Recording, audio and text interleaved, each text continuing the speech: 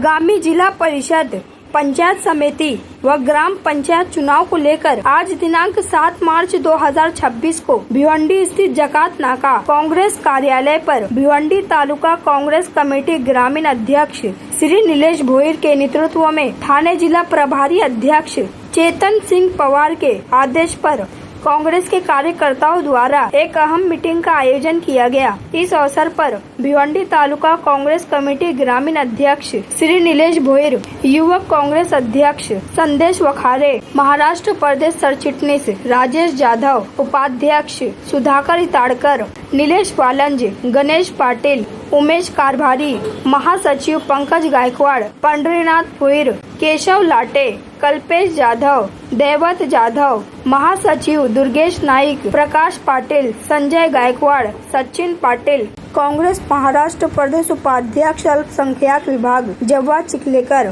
दीप गुंदोलकर, फिरोज शेख के साथ साथ कांग्रेस के कई कार्यकर्ता व पदाधिकारी उपस्थित थे। आगामी जिला परिषद, पंचायत समिति व ग्राम पंचायत चुनाव को लेकर भिवंडी तालुका कांग्रेस कमेटी ग्रामीण अध्यक्ष श्री नीलेश भोईर ने क्या कहा, ये सुनते हैं इस खबर में। प्रथम मी आज संपूर्ण भिवंडी तालुक्यातून आलेले माझे सहकारी काँग्रेस पक्षाचे निष्ठावंत कार्यकर्ते त्यांचे मनापासून आभार व्यक्त करतो।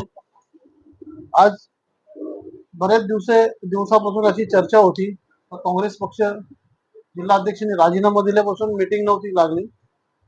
आज प्रदेश अध्यक्षांनी, प्रदेश सरचिटणीस माझे सहकारी राजेश जाधव साहेब यांनी मला काल फोनवर सांगितलं का निलेश भाऊ एक मीटिंग घ्या, जिल्हा परिषद, पंचायत समिती आणि ग्रामपंचायत निवडणूक कधी लागू शकतात। आज जिल्हा परिषद, पंचायत समिती आणि ग्रामपंचायत या निवडणुकी संदर्भात आजची मीटिंग ही पार पडली। अतिशय गुणे गोविंदाने ही मीटिंग पार पडली। मीटिंग मध्ये ग्रामपंचायत, जिल्हा परिषद आणि पंचायत समितीचे मुद्दे होते। महाविकास आघाडी होईल का नाही होणार, तर महाविकास आघाडी, शिवसेना, राष्ट्रवादी आणि काँग्रेस सन्मानपूर्वक जर काँग्रेस पक्षाला जागा सोडल्या तर आम्ही महाविकास आघाडी सोबत चर्चा करून आघाडी स्थापन करून आम्ही निवडणुकीला सामोरं जाऊ। आमच्या ज्या जागा, पारंपरिक ज्या जागा आहेत, जिथं आमची ताकद आहे, त्या जागा आम्ही 100% लढणार। आणि जर सन्मानपूर्वक जागा दिल्या नाही तर आम्ही ती निवडणूक स्वबळावर लढायची आमची तयारी आहे। जसं आपण सांगितलं की आपल्या जिल्हाध्यक्षांनी राजीनामा दिला, पण अजूनपर्यंत जिल्हाध्यक्षांनी ठरवला नाही किंवा प्रदेशामधून कुठलाही मेसेज आलेला नाही, तर यासाठी देखील सर्व कार्यकर्त्यांमध्ये कशाचं वातावरण आहे। आणि प्रभारी जिल्हा अध्यक्ष म्हणून आमचे चेतन सिंग पवार यांना नेमणूक केलेली आहे। याच्यानंतर आमचे 2 महिन्यामध्ये ऑब्झर्वर येतील जिल्ह्यामध्ये, पूर्ण ऑब्झर्वर येऊन चाचपणी होईल। चाचपणीमध्ये प्रत्येक तालुक्यातून इच्छुक जे जिल्हा अध्यक्षांना इच्छुक असतील त्यांची नावं जातील आणि मग प्रदेशाध्यक्ष जो निर्णय घेतील, केंद्र स्तरावर, राज्य स्तरावर जो पण निर्णय होईल तो आमच्यासाठी मान्य होईल। पण आता सदरच्या टायमाला प्रभारी जिल्हा अध्यक्ष म्हणून चेतन सिंग पवार यांच्याकडे चार्ज आहे आणि त्यांच्याच आदेशाने आजची मीटिंग लावलेली। गेल्या जुलै महिन्यात मध्ये पावसाळ्याच्या सीझनला मी मराठा पंजाब जवळ एक आंदोलन केलेला होता, हा तुम्हालाही पत्रकारांना सर्वांना माहिती आहे। आणि त्याच्यानंतर मी खुलासा केलेला होता तर कशा प्रकारे वसुली चालू आहे या भिवंडी तालुक्यामध्ये। मोठ्या गाड्या 40 फुटी कंटेनर झाले, त्या गाड्यांच्या वरून 500 रुपये घेऊन त्यांना पावती देते। पावती 2016ची 17ची देतात।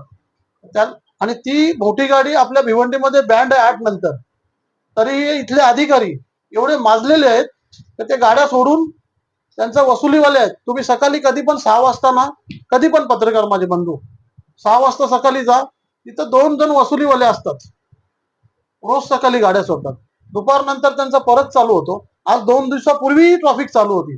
आणि वाडा रोडचा जो विषय तुम्ही काढला ना, 2 वर्षापासून माझा जिल्ह्याचा सहकारी पंकज गायकवाड, मला तर वाटतं मी महिनाभर त्याच्या आंदोलनाचे ते स्टेटस बघत राहिलो। पण दत्तू गीते म्हणून इथे नामांकित अधिकारी एक आहे, एवढा माजलेला आहे, त्याला फोन केला का तो उलटी भाषा करायचा। त्या अधिकाऱ्यांना आणि इथल्या आमदार खासदारांना काही पडली नाही। खास करून आमदार, इथली सरकार भाजपची आहे, इथले भाजपचे मोठे मोठे नेते आहेत।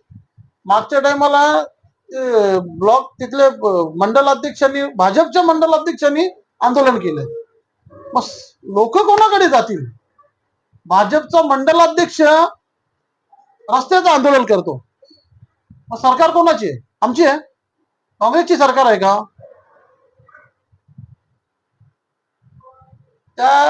याच्यात आम्ही आंदोलन मागच्या टायमाला केलेलं होता.